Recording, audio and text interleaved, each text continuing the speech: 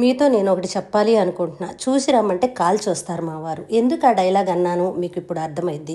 ఎందుకనంటే మామిడికాయలు తీసుకురా అని నేనంటే 4 రకాల ఫ్రూట్స్ తీసుకొచ్చారు. ఎవరు తింటారండి? తీసుకొచ్చినాక నేనేం చేస్తాను, ఆ మామిడికాయల సీజన్ కాబట్టి మామిడికాయలు పిచ్చి. నాకు మామిడికాయ అంటే చాలా ఇష్టం. రసాలు అందులోనూ రసాలంటే చాలా ఇష్టం.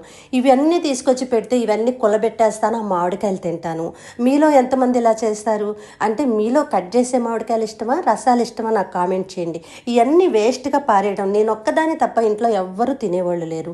ఇంకేం చేస్తాం, బేషన్లో పోసి ఒక పేపర్ వేసి ఇవన్నీ ఆరబెడుతున్నా. ఎందుకని అంటే కవర్లోనే పెట్టించితే కుళ్ళిపోతాయని తీశాను. మీకు చూపించడానికి టైం లేదు నాకు. చాలా మామిడికాయలు అయితే తీసుకొచ్చారు. పోయినసారి తీసుకొచ్చిన మామిడికాయలతో చాలా పులుపు ఉన్నాయి. అందుకని తీసుకురా, నాకు తినాలనిపిస్తుంది అన్న. ఇంకా పనిలో పని తీసుకొచ్చి నేను పాడైపోతాయి కదా, అందుకని ఉదయం ఒకటి, మధ్యాహ్నం ఒకటి, సాయంత్రం ఒకటి మొత్తానికి కూర్చొని అదే పనిగా తింటూనే ఉన్నాను. అన్నం అయితే చాలా తక్కువ తింటా. ఈ మామిడికాయలు తెచ్చిన టైంలో మామిడికాయలే ఎక్కువ తింటాను. నాలాగా మీరే ఎంతమంది చేస్తారు చూడండి. లాస్ట్కి ఆ తొక్కలో ఉన్న రసంతో సహా పీల్చేసి తింటున్నాను.